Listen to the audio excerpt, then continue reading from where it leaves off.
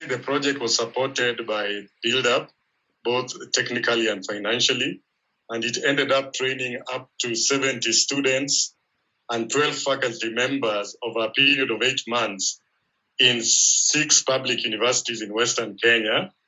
And these students, all of them, the majority of them actually graduated with a digital peace building certificate.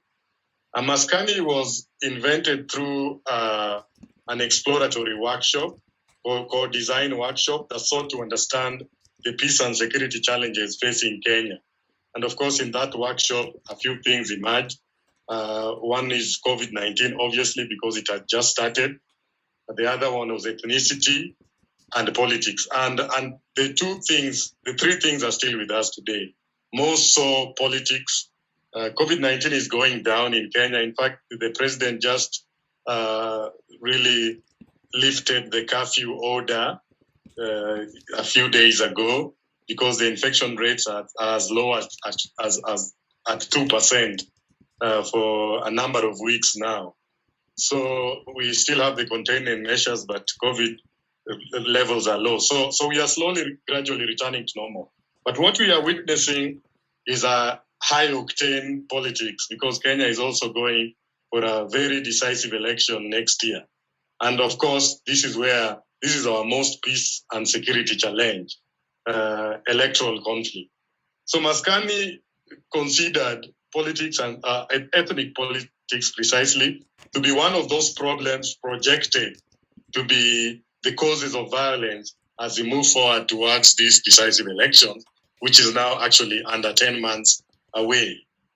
And right now, what Maskani is doing, out of the lessons that we learned in the project and in the pilot, I think 3 key things are coming up. But we have students who are using interventions that were taught, one of which is listening and de-escalating, creating change from within, depolarizing dialogue, and sharing positive narratives.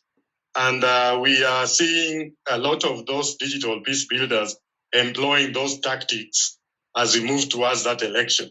But of course, in Maskani, in the closing workshop, we considered during that pilot that really online alone is not enough.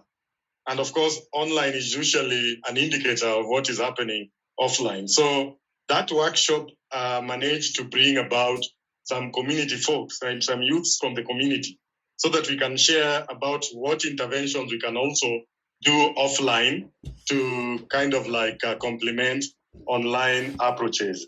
And this is what we are experimenting now with the Maskani and Beyond. So we are currently working offline, but we are also using music, art, and cultural strategy. Now, music, art, and cultural strategy was not something that came randomly. It was an effort that we normally really vouch for as peace builders, of the deliberate attempt to build alliances and coalition and new partners and relationships so that we can mobilize resources and time and energy and efforts together towards a particular common goal of building peace. So somewhere along the line, we partnered with Plus Peace in Washington, which is an NGO that uses narrative and cultural design strategies for change. And with that, we were able, lucky enough, to be supported to host a festival, a music and arts festival in Kisumu, which we actually called Karibu Canaan. Well, Canaan being the biblical name of Canaan, the promised land of the Israelites, is what we use for that festival. But while we were really doing our festival and also employing some peace building research methodologies in between, like peace design labs and truth wire for sentiment analysis, one remote sentiment came from some of the participants that alluded to the fact that we might be using a term that has been used previously as a polarizing term by one of the political contenders in politics and elections. And of course, we had to revisit that. because that meant, again, therefore, that symbolic artifact, cultural artifact, was something we needed to be careful about. And why am I saying this? I'm saying this to emphasize the role of research in media research in peace building. And again, we had to consult our surveys, baseline surveys, and find out the true meaning of Canaan alongside other meanings, so that going forward, even as we continue with the Maskani intervention, the Maskani intervention now is actually doing a hashtag campaign. And of course, Build Up are also with us, thanks to them. They are supporting us in monitoring a number of hashtags, positive hashtags for peace building, one of which is an old one, traditional one, that was invented in the pilot called Nguvu Pamoja, or strength or unity together, or we are powerful when we are together. And then we have another one called peaceful elections, hashtag spoken word, and then another hashtag saying One Kenya. So these are hashtags that are already trending. And of course, thanks to Build Up again, they are going to help us really see the numbers in terms of what those hashtags are achieving in online spaces. So Maskani is actually on both digital, on social media platforms, precisely WhatsApp and Facebook. So what we are doing with what we did with the arts and cultural strategy is that we are trying to complement an online strategy. And we started it by activating a festival of peace. And through that, we collected data which became part of our baseline and informed us on the direction we needed to have taken. But of course, what I wanted to highlight is that the essence of doing research is very key, because even as we assumed that really Canaan would be having a clear, decisive political orientation if people were to be asked or probed about it, our results proved otherwise. It was not the case, which brought also to the fore questions of cultural sensitivity, questions of historicity, questions of reality.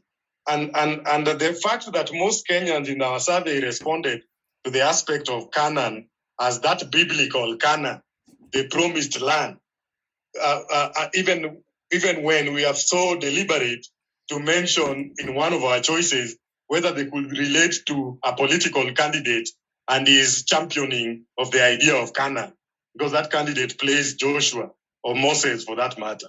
We were proved wrong by the survey, and that really highlighted the fact that research, peace-building research and programs, practical programs on the ground, should actually really be driven by Southern local voices. And in this case, if it's Africa, African voices. And going forward, we are continuing with both offline and online campaigns, working with a talented number of youth, musicians, in social media influencers, painters, visual artists, and there are a number of things that are coming up, including murals, including billboards, and so on and so forth. And we are hopeful that going forward after the 16-month campaign, we would be able to really measure the extent at which we were able to cut down the percentage of violence witnessed in some of these post-election hotspots in Kenya, Kisumu being the ringleader in those hotspots. So we are once again emphasizing the link and the interplay between offline and online interventions, even as we know online things are able to catch fire quite quickly. So meaning that our interventions are more promising online, but they could also be more promising offline, because that's where flesh and blood and dust and tears resides. And that is where local voices are grown and brought up. So it's important that those two kinds of strategies implement themselves. Thank you very much. All right. Thank you so much, Fredrick, for that short talk. If you are joining us, we just started with Fredrick, and if you have any questions, kindly just put them in the chat, and then we shall respond the speaker shall respond to all the questions after everyone has spoken. That way, at least we enable time for, we allow time for others to.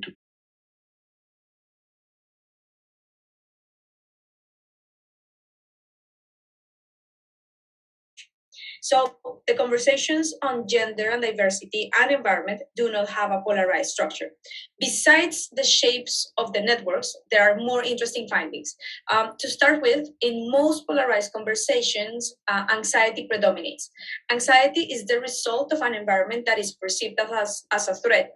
And this triggers demands for scapegoats. And in our case, that can be found, for example, in the case of migrants. Also, in most polarized conversations, women participate less. And we have also found that less polarized conversations revolve around topics, while the most polarized debates focus on institutions or people. This is a phenomenon that we are describing as the hyper-personalization of politics. Within these 6 conversations, with different levels of intensity, we have also observed a compact and less permeable group that brings together more conservative political positions. The most relevant spokespersons within those groups are political actors from the current administration in power. And as you may imagine, that is worrisome, because that means they have been a group that is close to other different opinions. Last but not least, one of our most remarkable findings in this research involves the detection of methods and tools used to manufacture misleading consent within the public opinion. So we're talking about fake news, trolls, and bots. We detected trolls in conversations on corruption and Venezuela. And we also found out that the conversation on Venezuela was also very affected by fake news. So this is just a quick overview of the many findings that we have in this study. We believe that making social media dynamics understandable is a necessary step to strengthen our democracies and to counter polarization.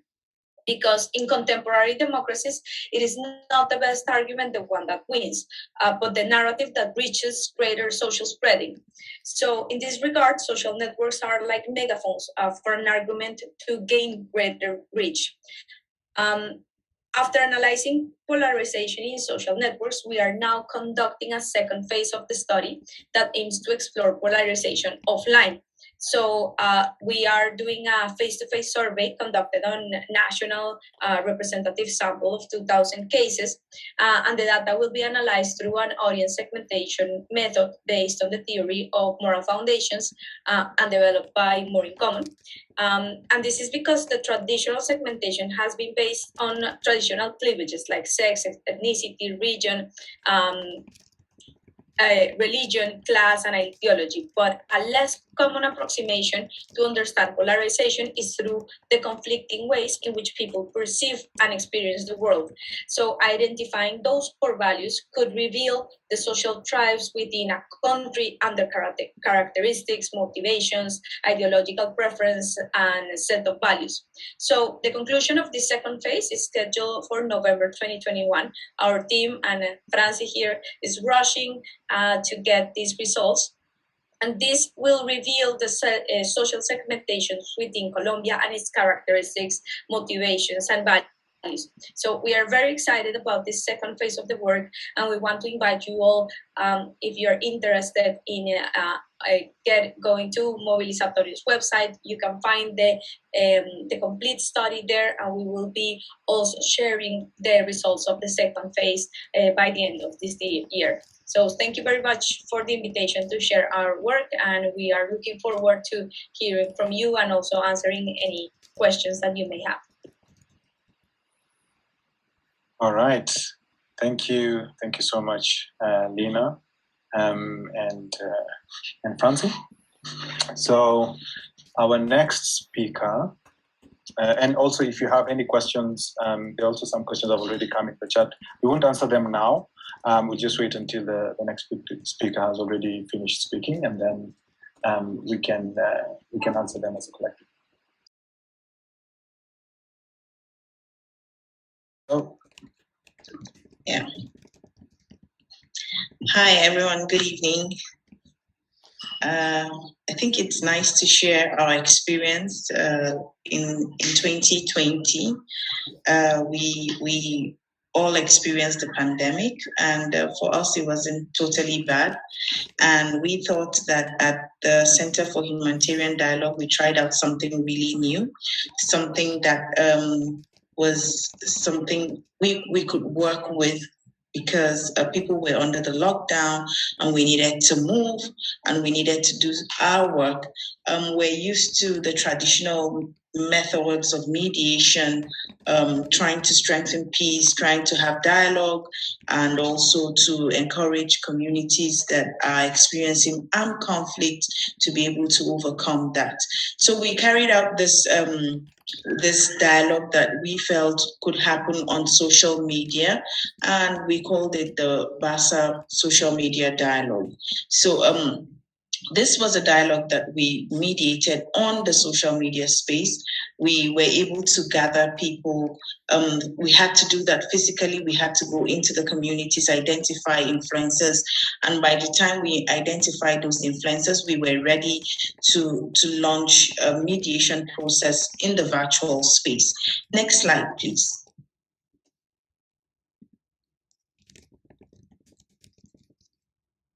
The next slide, please, Caleb.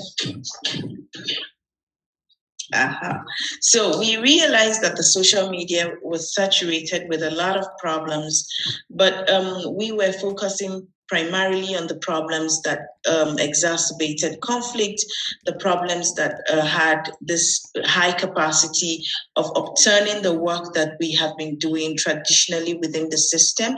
And some of the problems were that more people were now using social media to instigate and also exacerbate local conflicts on the ground. And, you know, it can be really challenging after doing so much. And we also identified one of the key problems is that people are traumatized and they feel that going through the social media or using the social media as a tool, it was one way they could express their trauma. It was one way they could also express the violence that has been bottled up in them. And then another problem that permeated the social media space was hate speech and the call for violence, the consistent call for violence. And the fact that when this violence occurs, people often share gory pictures, insensitive pictures and videos of attacks, you know, and then the misinformation was like wildfire about attacks. It may not be happening in that particular region, but it was happening rapidly. And then across the conflict zones also in Nigeria, we chose Vasa because it was such a small community and we had not piloted something like that in terms of the social media space. And we felt this was a good idea to explore this. Next slide. So when we had these young people, I talked about the influencers. We identified in Vasa, we have so many ethnic communities in Vasa, but we chose to focus on the ones that have had age-long conflict and they have moved this conflict from the traditional space into the digital space. And this conflict was predominantly among the Bache, the Uruguay, and the Fulani communities. Those are people that really sustained the conflict offline and also online. So we decided that we needed to work with these communities. The local youth influencers from these communities took part in this dialogue, and then together they identified and discussed the key risk of social media for conflict in Vasa. And you know, we talked about, I said something about the behaviors. Online behavior is totally different from offline. So the primary purpose was to see how best can we curtail the harmful content that is being shared, and then the harmful behavior that permeates that space also, especially among young people on the social media. Next.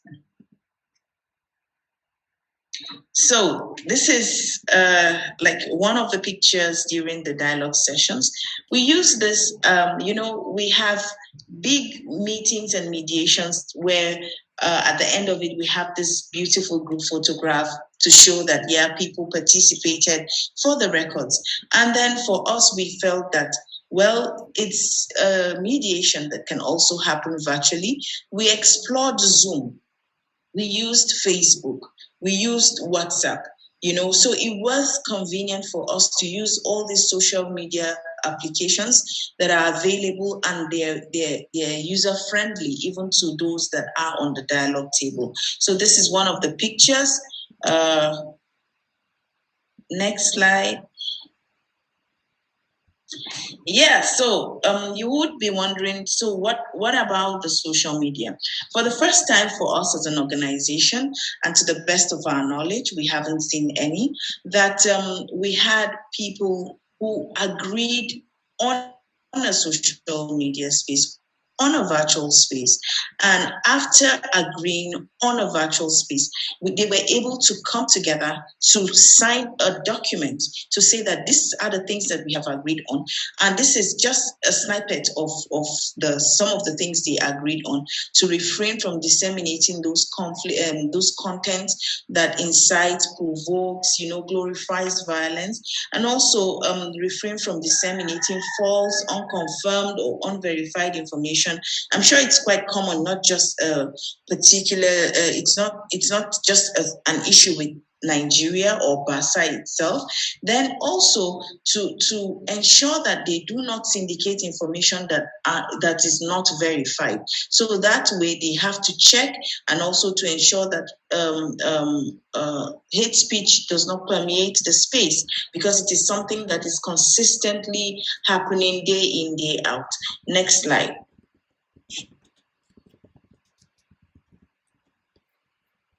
So after the agreement, we decided that, okay, we need to start monitoring.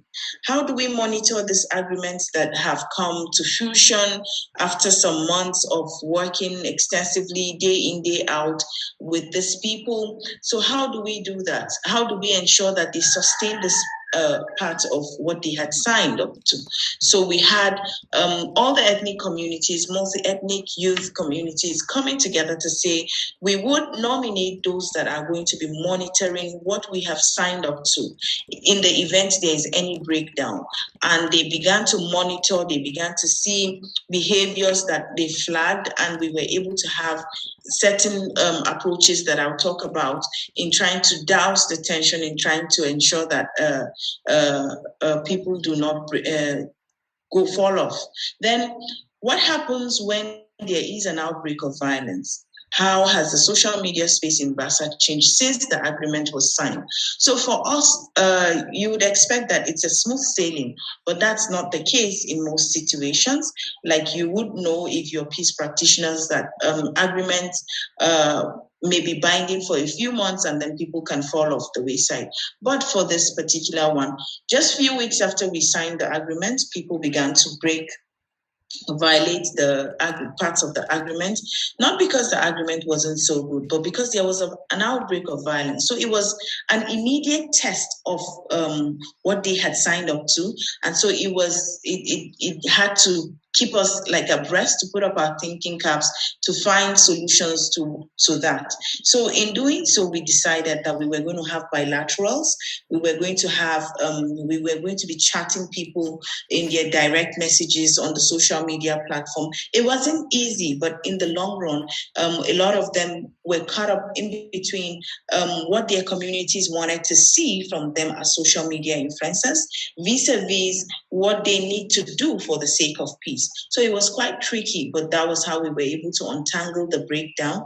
And then another interesting part of it is that even in the process of social media dialogue, we had a particular community that wanted to pull out midway into the dialogue. So because they felt they were not satisfied, and you should expect that even in traditional dialogue settings, and we had to deploy bilaterals also. Bilateral is a very, very significant tool in any dialogue process because it helps you to be able to untangle some of the issues that they may not bring to the table consistently in their conversations. Next slide, please. Thank you.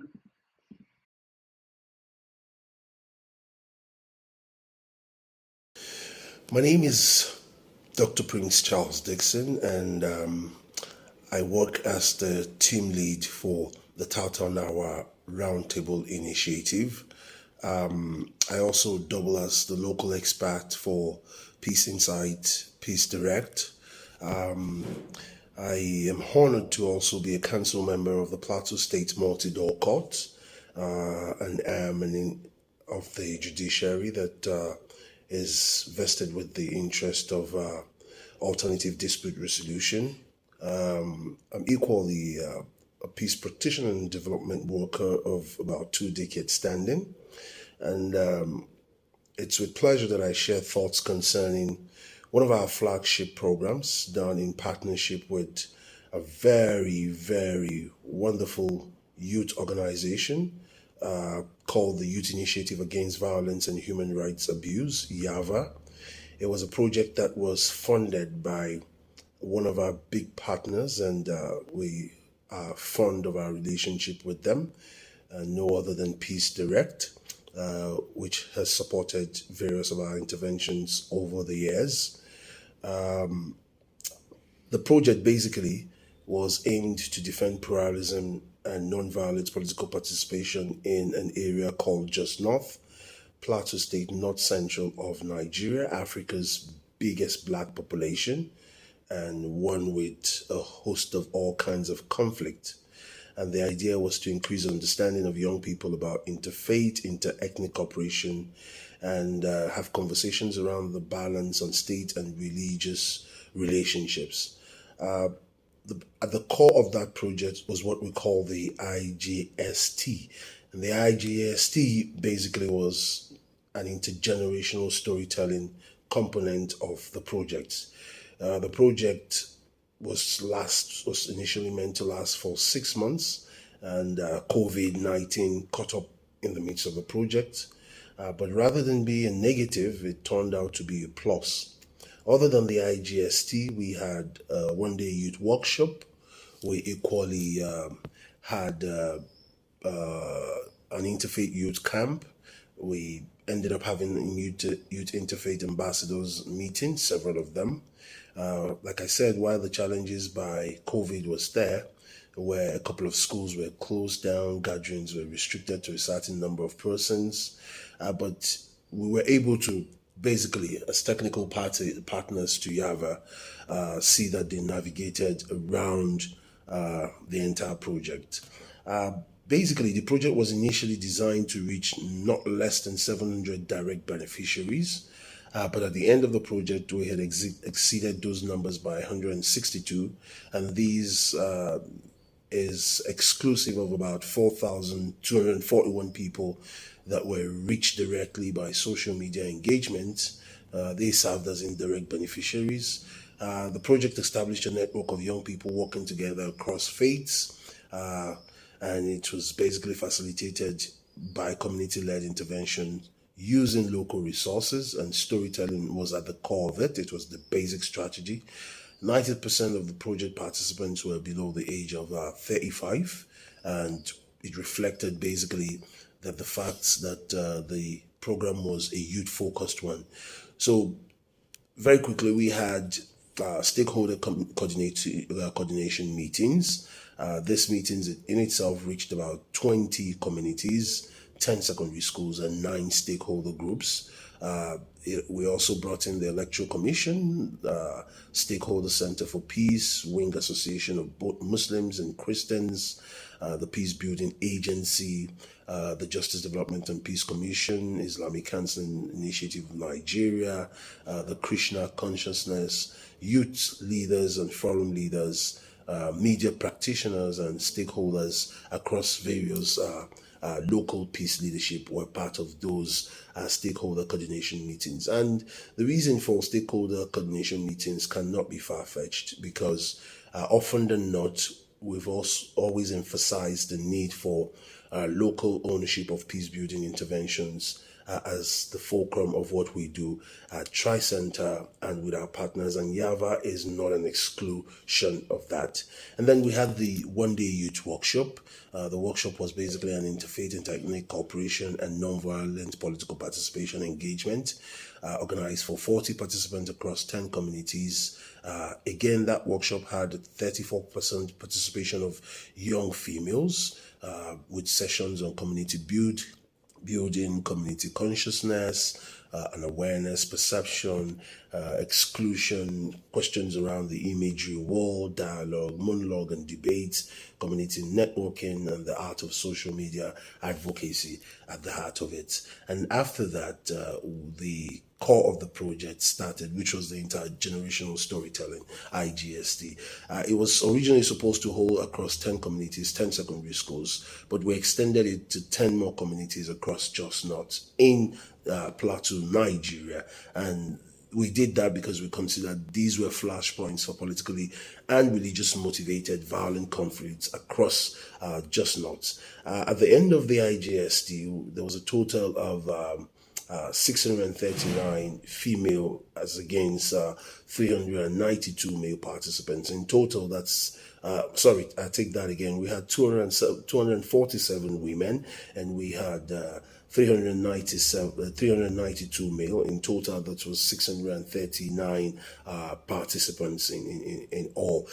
They were the beneficiaries of the IGST, direct beneficiary. And the idea was storytelling. Each of the 20 activities across the sessions were where storytellers shared their stories about peaceful existence with strategic focus on inter-ethnic and inter-religious pluralism. Conversations were also centered around collective celebration of religious festivals like Salah, Xmas, fasting, Easter period, collective solidarity to traditional schools and institutions, impartial administration of traditional justice systems, looking at restorative justice, which accorded respect and trust to the traditional systems and elders and structures to be able to intervene in the judicial and transitional justice methods across communities. We also looked at the structure of migration, where visitors were first introduced to the traditional leaders before settling into the community. We looked at non-political violent political involvement, as people were said to be doing politics or ideology of violence, and that needed to change. So stories beyond battling for survival amongst the politics and the religion, these were at the heart of the stories that were told from one generation and to the other generation. And questions were now asked by young people: what had changed, why it had changed, what could be done, how solutions could be done, could be brought to the table. After the IGST, what we now did was to bring 50 participants targeted across 40 interfaith champions, which we termed them, and they were at the heart of the IGST, and 10 more outstanding participants were brought together. And what we did was to train them on how to use technology for peace, enhance their skills towards effective community organizing and movement building. The various experiences gained while organizing the IGST was also looked into and how we could improve. And now we could also look moving forward into what we now call Youth Interfaith Relations Meeting. And then at these meetings, interfaith champions met to set up modalities to implement collaborative intervention. 2 of these meetings have held so far, and they were practically self-sponsored. The meetings are coordinated by the leadership of the network, which are young people that were a result of the IGST program. The IGST program came with its own challenges, like I said. Of course, yes, COVID came, but it's quite interesting to know that at the heart of COVID, we were still able to expand the IGST project, which we were able to reach more community, although we replaced the youth camp as a result of COVID. But again, it was positive to know that we were able to set up what we now call the Youth Interfaith Network. I'll stop here and I'll say I'm open to questions concerning what was at the heart, the conversations, the states discussing conflict in Plateau State, Nigeria, North Central, and other parts of Nigeria. Thank you, everyone. My name again is Dr. Prince Charles Dickson, and I'm the team lead for the Tattaaunawa Roundtable Initiative, for short Tri-Center.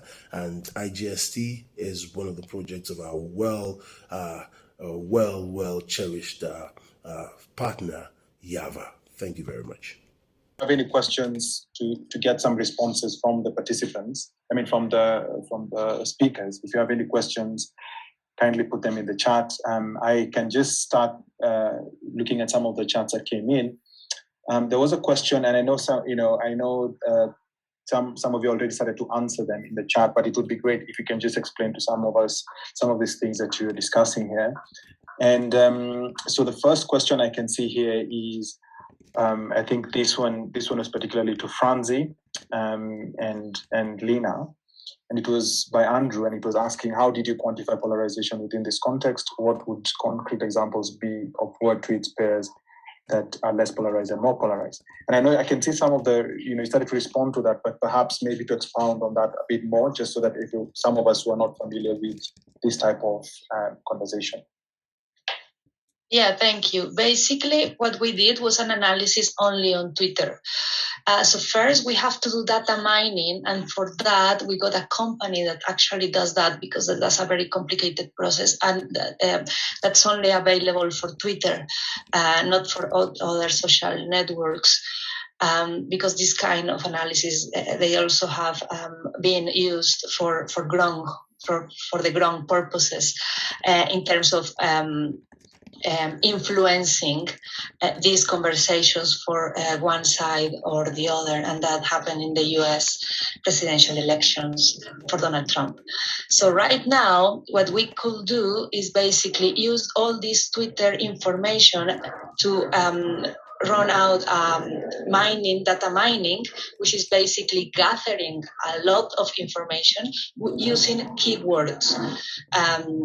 So basically, we have to identify which are the keywords of specific conversations that we are looking for. And in Colombia, we identified 6 types of conversations in 6 different topics: peace, corruption, gender and diversity issues, social protest, environment, and the Venezuelan migration. Then within these 6 conversations, we run an algorithm, and that algorithm basically means a mathematical analysis of which are the 10 groups that we can identify. And then on that, we can identify if these 10 groups are cohesive or not.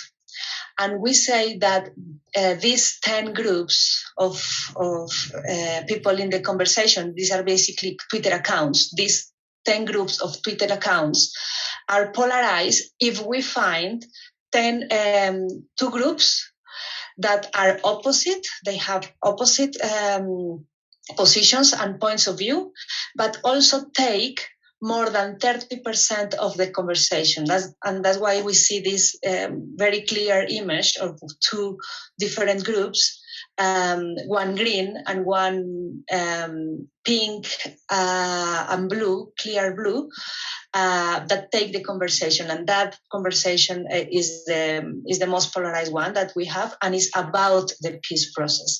In other conversations as environment, for instance, or gender and LGBTQ issues, diversity, what we found was that these 10 groups are actually not polarized, so they are not divided in only 10 groups, but they are spread about in the screen. If you can see in different colors, they are spread and they actually communicate to each other.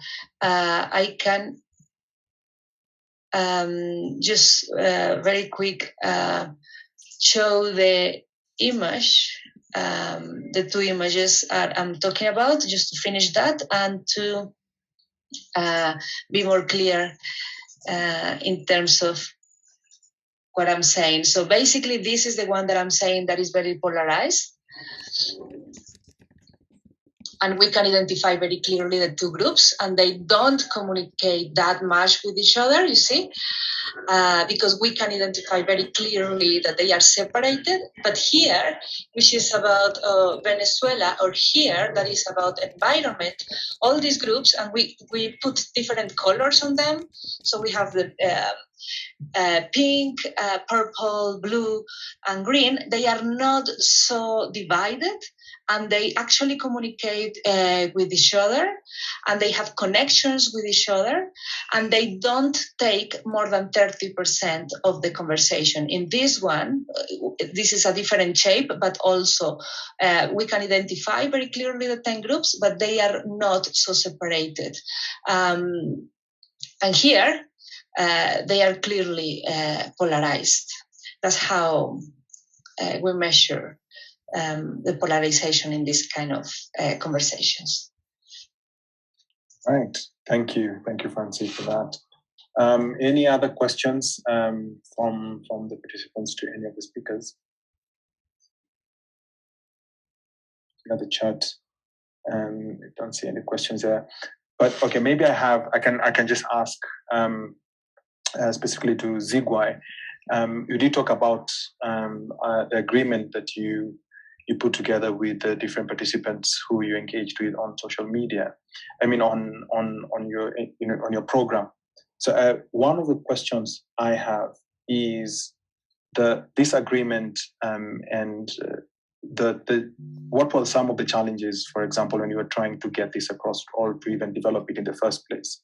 Because we've seen offline agreements sometimes can be very challenging because of just political elements.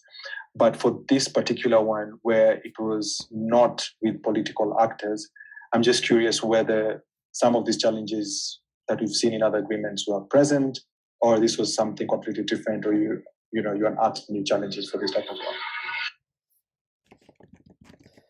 Thank you, Caleb. So interestingly, yeah, there were tons of challenges, but as it is, you have to look at it from the positive side of it. It was a big challenge, first of all, identifying even the influencers, because sometimes, we have encrypted spaces where messages can be syndicated for certain action, and you will not be privy to it. So that was one big challenge for us. And then for spaces that are open, like Facebook, Twitter, and the others, it was easy for you to see that this XYZ is an influencer, but maybe when you go deep down to the roots, you may not find that that person influences the things that happen. And then we also identified religious and political leaders as key influencers to certain behaviors online. There were tons of challenges. In fact, even agreeing on what the final outcome of the document is going to be like. What are some of the key things that can upturn the peace, and even the efforts that we've been putting on ground for over many years. HD, Center for Humanitarian Dialogue, has been working in Nigeria since 2013. So you can imagine the tons of work that has gone down, and then the fact that one single behavior on social media can really upturn all of that. So it was a big challenge. And then when we got to the stage of filtering to identify those that were really going to be on the dialogue table, it was another hurdle. And then the fact that after signing that document, beautiful, big ceremony, and then people just store it again, took us back to stage one, almost like you made 1,000 miles and then someone just takes you quickly back to the first step. So we had to go back again, shuttle diplomacy. It's something that happens in traditional media. It can fall apart. But we were not thinking ours was going to be few days after, like just a week.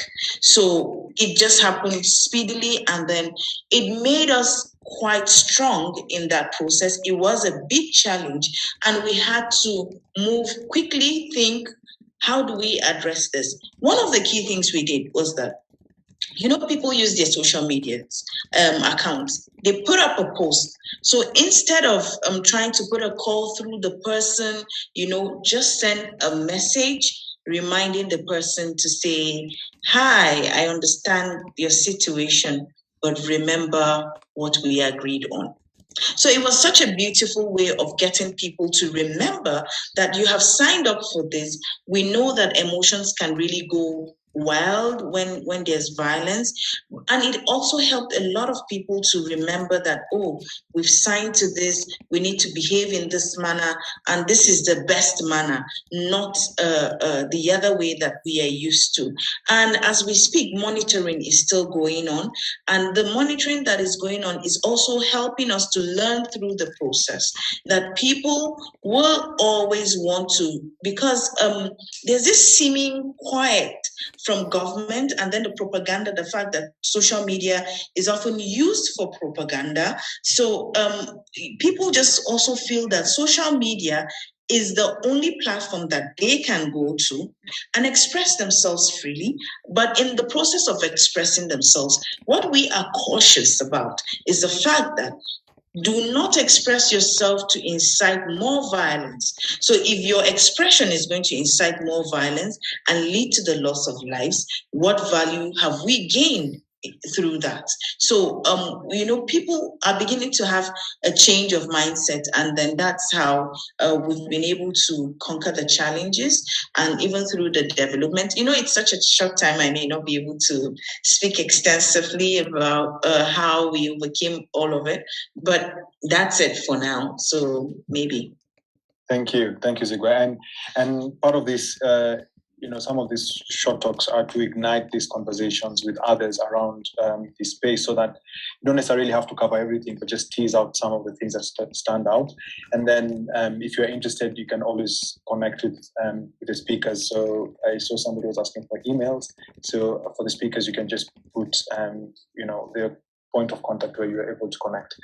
There is a question that connects all these three programs by Julia. It says, it's kind of incredible to me, the different angles that each of you are bringing here. So first one, was the individual intervention that Fredrick talked about.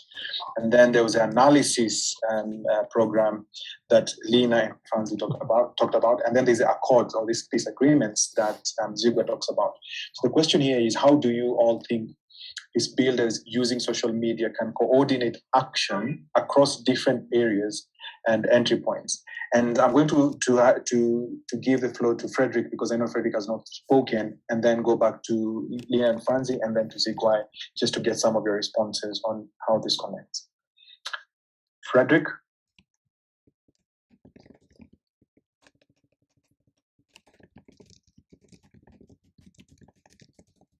Fredrick, can you?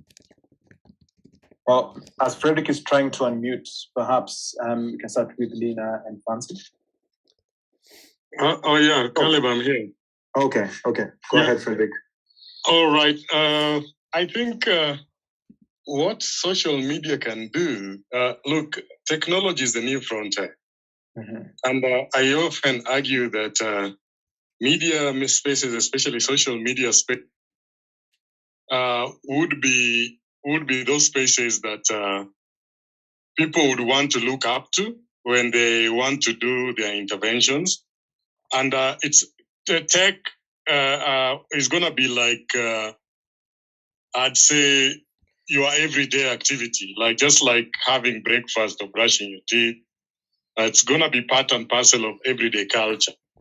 So I think if that is the understanding, then it means that we are supposed to find a way in which we can transform ourselves in those spaces to see how we can leverage on technology without forgetting the traditional spaces. So it's simply finding ways of making yourself relevant and being relevant with the times in terms of how you would do peace building, because we cannot run away from the fact that, for example, village barazas in Kenya are still part of the peace and security architecture of various interventions, including the national strategy for countering violent extremism. We cannot simply dismiss those traditional interventions, but we simply also want not to bury our heads in the sand regarding where the future is. And the future right now also, with the kind of population, with the kind of digital subjects that we are seeing, is increasingly transforming our interventions not just peace-building intervention, including all other things in the political economy, online. And it's important that we are also literate in those spaces, we are creative, and we are also collaborative in terms of how we want to bring synergy and change in those virtual spaces as peace builders. All right, thank you, Fredrick, with your point of synergy and collaboration. Lina and Francy? Thank you. No, I totally agree with Fredrick that we cannot run away from the trends and we cannot hide from technology. What I believe is that we have to become increasingly good at managing for good practices. As Francy mentioned on our presentation, many of the information that we're using to understand the polarization dynamics have been used in the past for other purposes, and that will continue to happen unless we balance it with an agenda that is towards peace building. So I think it's a matter of becoming increasingly experts in using and managing social media, in creating the right types of debates, because it is true that regulation has to happen in some levels and that we need to be very, very up to date to understand how the policies and the regulations are going to happen. And I also believe a lot in collaborating. I think this has happened. We are constantly sharing the knowledge and our experiences in developing technology. And in Movilizatorio, we have also worked with bringing these technologies to the communities in the fields. We have a project to co-develop civic tech in post-conflict regions with youth. And our experience is that they are very keen to learn these things, but they don't have a framework of reference until you give one to them. It's hard to imagine the things that you can do with technology when you don't have them. And so just bringing these possibilities to the right type of people and connecting the communities in the ground with the technologies is super important for them to then envision what is it that they can do and how they can solve their own issues and challenges using technologies that were not in their sphere for a long time, and it's hard to ask them to imagine something that they have never seen before. So that is a lot of the work that we do in Movilizatorio, is not only connecting the top state-of-the-art research, but also connecting the technology and the possibilities with the communities in the ground, and I think that has to be happening at a faster pace. Great, thank you, Lina. Zigwai, is Zigwai still here? Zigwai? All right, I think maybe Zigwai dropped out. I had maybe as also Zigwai is trying to connect, perhaps because of connectivity. One of the questions I had for you, Lina and Francy, was when we looked at these polarized spaces, and you found that there was this community where on this topic there was, the groups are highly polarized. And I'm curious about these middle nodes, because there are some nodes that were at the center. And, I'm curious to know, one, who they are and why they would be in that space. And also if there is potential for peace builders to engage with actors like these, or is it a risk? Because sometimes you've seen trying to engage with, connectors, and then the connectors end up being not as, as neutral as you thought. So I'd like to hear your thoughts on how those networks can then translate into peace building works using those middle nodes. Yeah, I think that is one of the main conclusions of our research, is that those nodes are like the species that is at risk of getting extinct. Because having those positions is very hard when you are in a polarized environment, because you receive criticisms and attacks from left and right, let's say. And so when you are in that position, whether you are a media outlet or you are an influencer, we have found some opinion leaders, some policymakers in those occupying those positions. And what those positions mean is that they are listening to both sides. And that, I believe, is the key element of being a peace builder, right? Being capable of listening to both sides, not necessarily agreeing, but at least hearing out what they have to say, but also shifting whenever someone is right or the other is right. It's not that always your political party has to be right. So we believe those nodes are at the center of fighting polarization, and that they have to be protected. And this protection means all sorts of protection. It means funding from NGOs, so that these media outlets that are doing this type of communications have the right type of funding to continue doing that. Let's say not impartial, but like very balanced work. If there are influencers or their decision makers, they need voters and people to support them and know that they have this role. So the main takeaway of our research is pointing out to those nodes and asking different stakeholders to protect them, support them in the different ways that are possible, because it is a very difficult position to sustain if you are not constantly nourished by your community and supported in many ways, because they are constantly at risk, they are being attacked.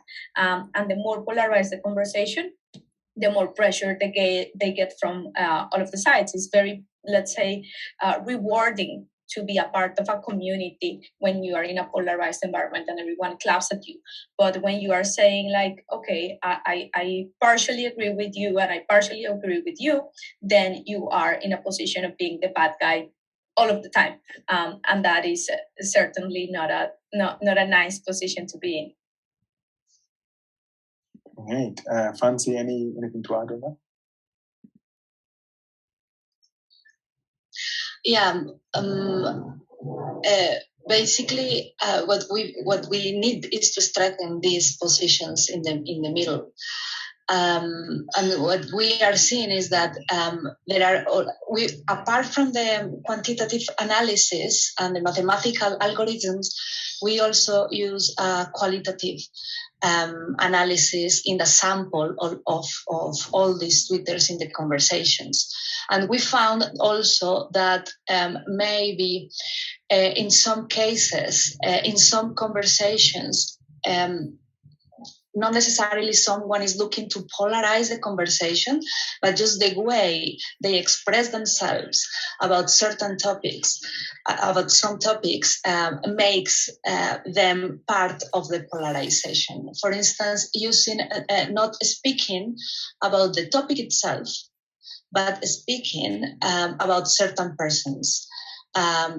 This is very explicit for us in the topic, in the polarized topics, especially about peace, and it's sad that the peace is the most polarized conversation that we have in a country that is trying to get out of a war and sadly going back to conflict because the peace process is failing at the moment. And what we find is that attacking politicians with the names, saying this guy is from the right side and this from the left, doesn't address the actual problem. And in other conversations that we found that the conversation is not that polarized, what we found is that people is actually talking about the topic itself, trying to think about different positions, but still talking about the topic itself, that gender rights, abortion rights, diversity, for instance, accepting or not the same-sex marriage, that kind of things. People are just talking about the topics.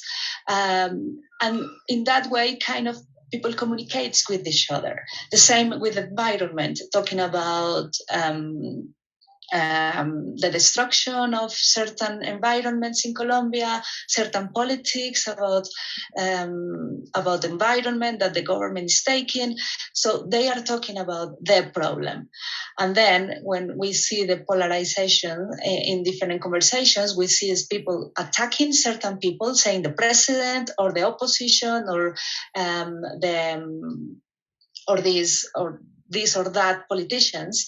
and they forget completely about the topic. So there are some ways of expressing our points of view that actually polarize the conversation even more.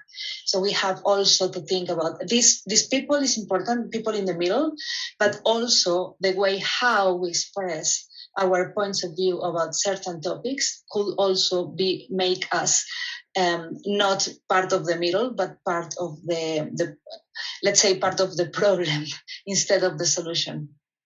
Yeah, thank you for that elaboration. And I want to connect that point you made, both of you made about the people in the middle to Fredrick, because I know Fredrick, with the program with Maskani, one of the things with one of the tasks or some of the roles that these students are taking is to try and engage people who are in the middle of these divides, because they also now take up that role of sitting in the middle and trying to talk to both sides of an ethnic divide or a political divide. So I'm just curious from you, Fredrick, because you have done this practically with the students, some of the thoughts that come out of that. And so, what can you share about some of the experiences of how that has looked like or even felt because of the tensions that exist in Kenya?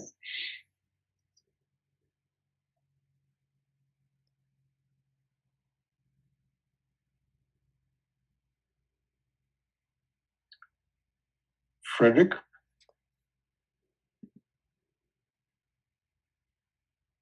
I know there's a delay on his side. Fredrick? Perhaps you Can you hear me, Fredrick? Yes, can you hear I can me? hear you. Yes. I didn't get your question clearly. You're asking me to respond to. Yeah. So just asking you to respond to this. Lina and Francy presented this idea of when communities are polarized, and when you look at them on Twitter, you have these people who are sitting in the middle that are the connectors. They're not on either side of that divide.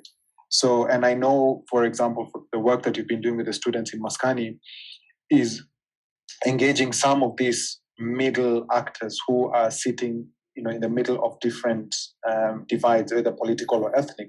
And even the students themselves are taking up that role where they're moving towards the center in trying to reach out to different sides of the divide, even though they belong to different ethnic groups. So I'm just curious from you what your experience has been with the students, even as they're trying to engage in these spaces where they're trying to connect communities that are polarized along political and ethnic lines or other issues, and what that looks like for that work. I think the answer to that is that that's the beauty of online spaces, yeah. And online virtual reality is representing reality as it is on the ground, and I think what that also means is that what also that means is that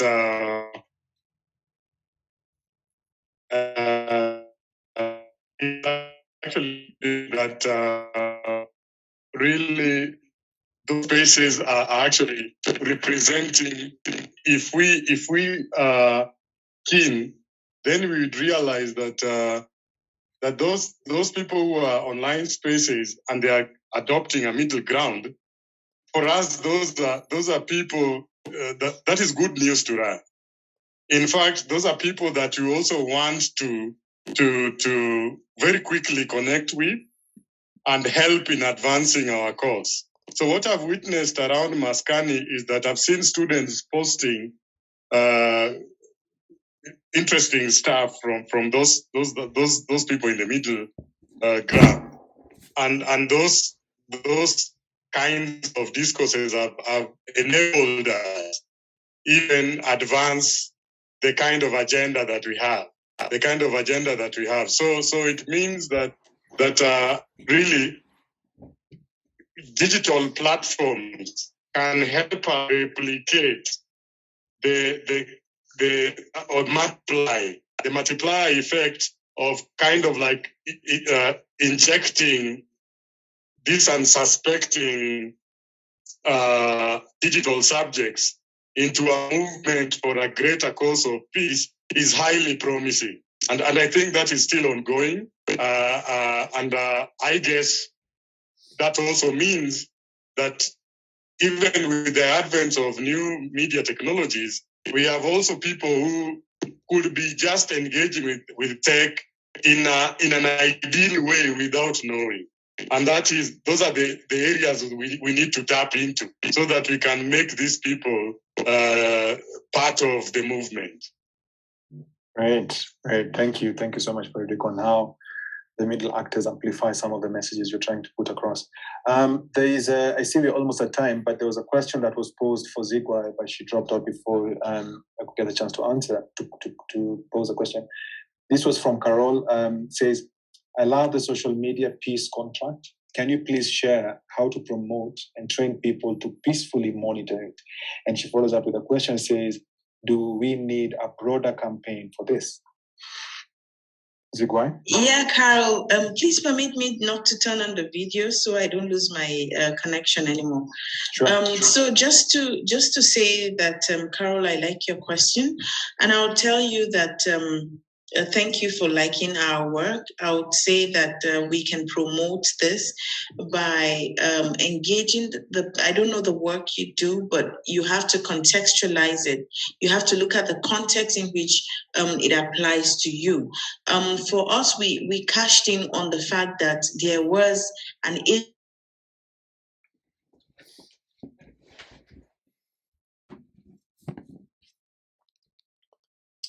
Oh no. Zigwai?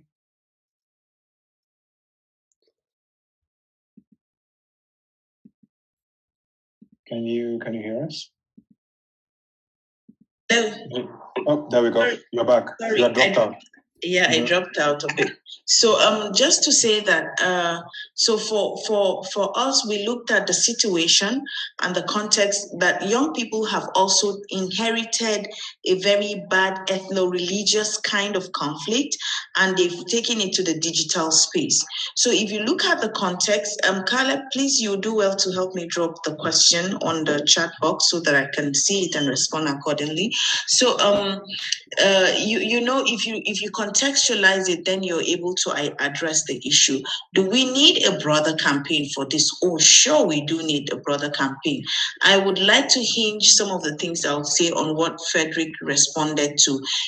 This is the new field or the new space that we need to saturate as peace builders or as peacemakers in every sphere. Because if we ignore the technological component of this part of it to our work, then it's going to be very, very difficult for us. Do we need to train the people? Yes, for us, we had to train the monitors.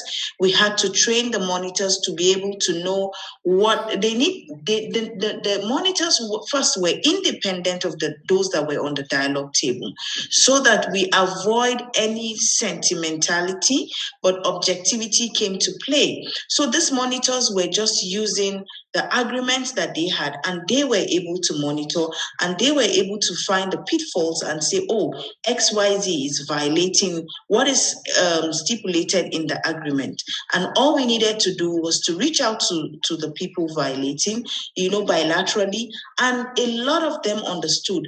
And one of the key things I will tell you we went ahead to do for them was for the signatories, we had to take them through a trauma healing training, so that when you're traumatized, you look for any avenue to vent, and it really worked for us. So we need to train people so that we can peacefully monitor this. I can see we're really pressed for time, so hopefully we can strike another conversation. Build up is up to you. Set up another conversation so that this can continue. And I like the conversation about the polarization. Unfortunately, time won't allow me to respond or ask questions either. Thank you. All right. Thank you so much, Zigwai. And I see we have 2 minutes to spare. But I'd like to encourage everyone who has joined this session and was interested to connect with some of the speakers, to reach out to them. I know some of them have put in the emails on the chat. So it would be great to connect and also continue this conversation and to learn more about what they're doing. Francy, so you came out of microphone. Did you want to add something? Yes, just to say that also in Movilizatorio, we are right now developing a project called Digimente, and it's in Spanish, unfortunately, only, but it's a project to teach people how to identify fake news and how to use social media in a peaceful and more smart way, instead of all what we have seen, that social media is spreading hate or is spreading lies, or sometimes influencing opinions based on troll farms or all these kind of tricks that we have in social media that can be mislead the information. So we're right now developing also, this is a curriculum for schools, actually. And we are implementing that in all Latin America. So that's also a tool that all of us could use. We can share the link, but it's only in Spanish. Just to say that, just to leave it in the table for everybody. Yeah, kindly share the link for the Spanish speakers, and anyone who can also get it translated. Those help, and to know what that is all about.